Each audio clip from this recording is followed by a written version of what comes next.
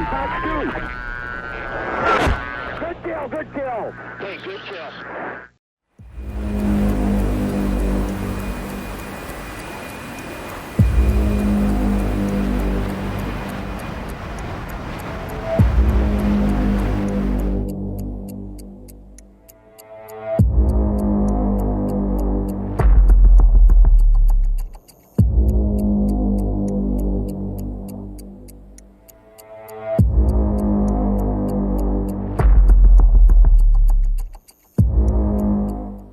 Hey guys, how you doing? Welcome back to another video. Today we are in the F-22, the new and updated F-22 Raptor by Growling Designs, and we're going to be BVR fighting some Su-35s today.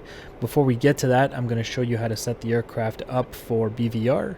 And so the first thing we're going to do is come over here and turn on the console lights.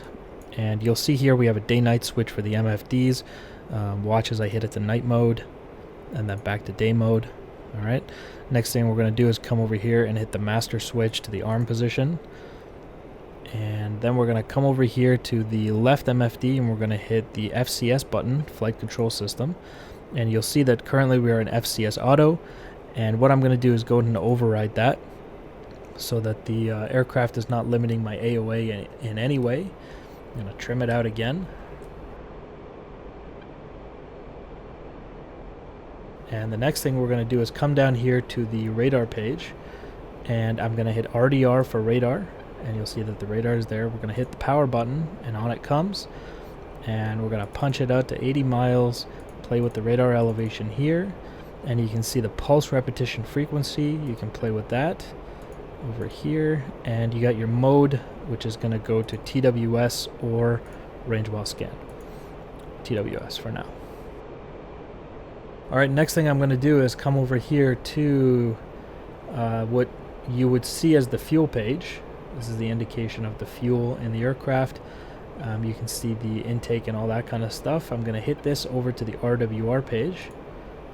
And you can see here I have the unknown Su-35s on RWR at this time. And the next thing we have here is to just pay attention to is the weapons bay, which you can see I have the center selected. That's the AMRAAMs. We have 6 of them here. And observe the ECM as I hit the ECM to the on with E, like you would the normal F-15. You see ECM is now indicated. As you drop chaff and flare, you'll see these light up, just letting you know what's dropping. And that's it. You're basically set up for BVR now. Let's go ahead and engage these Su-35s. So the one thing I'm kind of interested in right now is if those Su-35s are going to be able to see me at all. Because the F-22 does have the reduced, radar cross-section and the stealth and all that kind of stuff. The reduced IR signature. So I do have a lot of advantages. Whether they can see me on radar has yet to be determined. Or if I'm just going to go straight to the merge with them. I mean, if they don't shoot, I won't shoot. So we'll go right to the merge.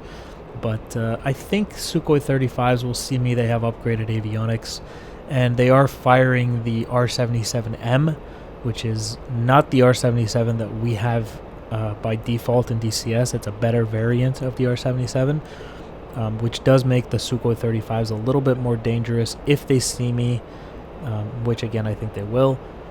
I have them locked right now, and their radar's definitely hitting me. I am being scanned, so they're looking in the right place in the sky, but whether they can see me or not, it doesn't look like it. Oh, they just hard locked me. So yeah, they see me, and they just fired. There's a missile in the air, multiple missiles in the air. Fox 3 from me, and another Fox 3.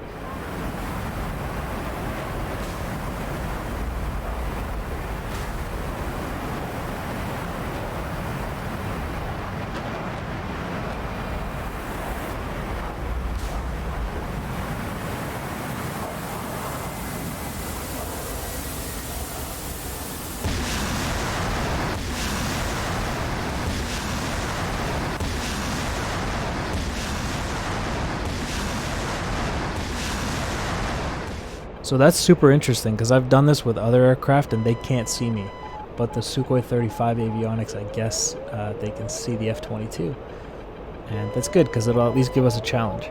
So at this point we are diving away, going into denser air, and going cold for a couple of seconds. And we're going to recommit here. And we'll see if we hit anybody. I don't think we hit anybody in the first round there. So we'll go ahead and recommit. Now they're both still in the air. They are low. I got another missile in the air. These guys are kind of pressing me pretty hard here. Yep, missile right there. Fox 3 and Fox 3 again. One bandit high, one low. And we're defending again. Off cold.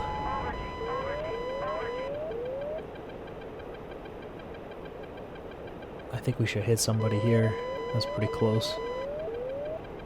Yep, I think we hit somebody off in the distance there.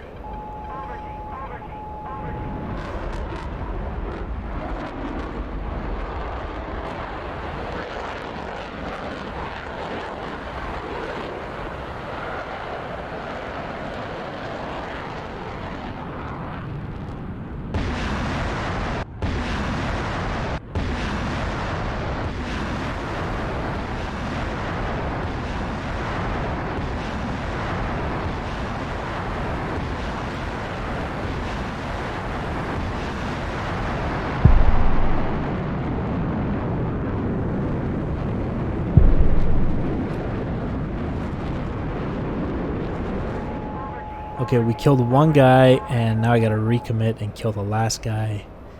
And I think we hit the low bandit, which means there should be a guy a little bit higher up. You can see the smoke from the dead guy off in the distance there, and his buddy was just off to his right side. I don't have him on radar yet.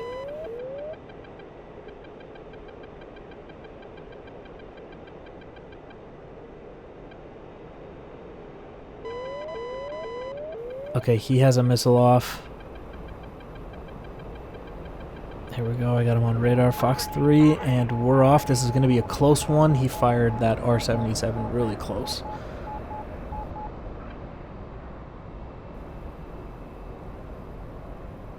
That was a hard pull to try to defeat that missile, and I'm really surprised that it worked, actually. As a testament to the maneuvering of the F-22. Splash 1 bandit.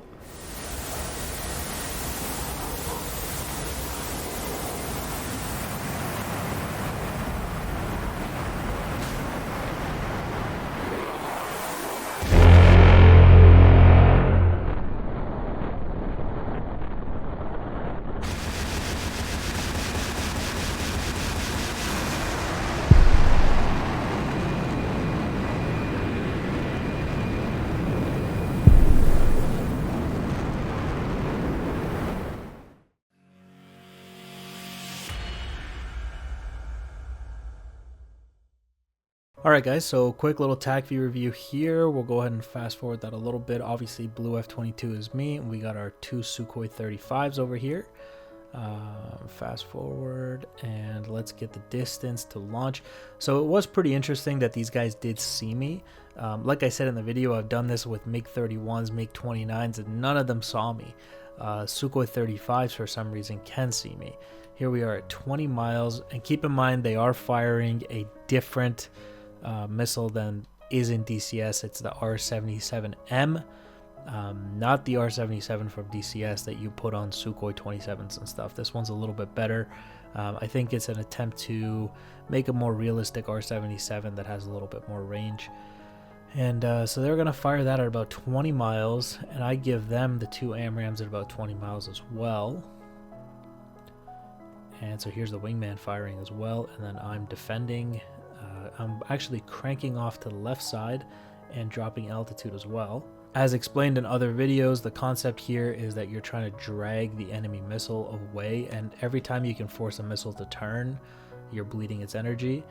And so you're forcing it to turn, and you're dragging it into denser air by reducing your altitude here. And all of these are defensive maneuvers that will help you survive. Meanwhile, in the gimbal, if you can keep your bandit in the gimbal lock of your radar, you continue to guide your missile while defending his missile. So this is what you're doing here. And so I'm going to come here, and now keep in mind with these new R-77s, I don't know the MAR. I don't know how good these missiles are. I've never fought them before. So what I do is I just treat them like AMRAAMs instead. And so here I am recommitting. I'm cold for 1 or 2 seconds, and then here's my recommit. And because I want to get back into the fight quickly, there's 2 of them. If I defend too long, I become completely defensive. They can push me and kill me. And so I need to recommit quickly. I am depending a little bit on the stealth of the F-22 to help me out with these missiles. And so here we are at a range of 9 miles to first bandit. That's a Fox 3 on him. And it looks like he fires one as well here. This R-77 is basically dead, even though it looks like it's close. You can see it's Mach 0.5. This is essentially a paperweight. Unless I fly face first into it, it's not going to be a threat. And so there's his missile. It's a first missile from this position. This one, I believe, was from way further back. This one's never going to touch me. And so I got 2 AIM-120s off on both of these guys. And I think this is the one that hits the leader. Yeah, it hits him at about Mach 1.5 right there. So he's dead. And, you know, both of their missiles are scrapped. Wingman does defeat that AMRAAM. And he's now aggressively pushing in. Now, what I like about what I'm seeing here is that this bandit is trying to fire his missiles off bore sight, which I really like. Like, look at this. He's firing them pretty, you know, pretty intensely off bore sight. Something like this, you know, and he's about this far off. Like, that's not bad, because here's what's going to happen. As he fires that missile, it's going to turn in, it's going to do the turn for him, and it's going to allow him to turn away. There's less degrees for him to turn away than if he had pointed his nose at me, right? It would have been a further distance to get away from me. However, he doesn't actually turn away. That's the only problem. So here's his Fox 3, an effective R-77 launch, very dangerous. I get my Fox 3 off at him, and don't worry, we're going to watch this in slow motion. This is the one that just missed me. And you can see this AIM-120 hits him, but it's only because he doesn't turn away. If he had turned away when he fired the R-77 off bore sight like that, and he broke away, he would survive. So, you know, there's that. So let's slow it down a little bit and have a look at this missile. So I see this missile come, I crank hard. You can't even call that a crank. I broke hard to the right, and this missile comes 87 feet. And it just goes by. And I think it just couldn't pull hard enough into me. I don't think it went for chaff. It doesn't look like it did. It just looks like it didn't pull hard enough. So that's what I'm going to chalk it up to. And then my missile is going to obviously go and hit him. Okay, guys, so that's going to be the Tacview for today. Thank you for watching, and I will see you in the next one. Bye, guys.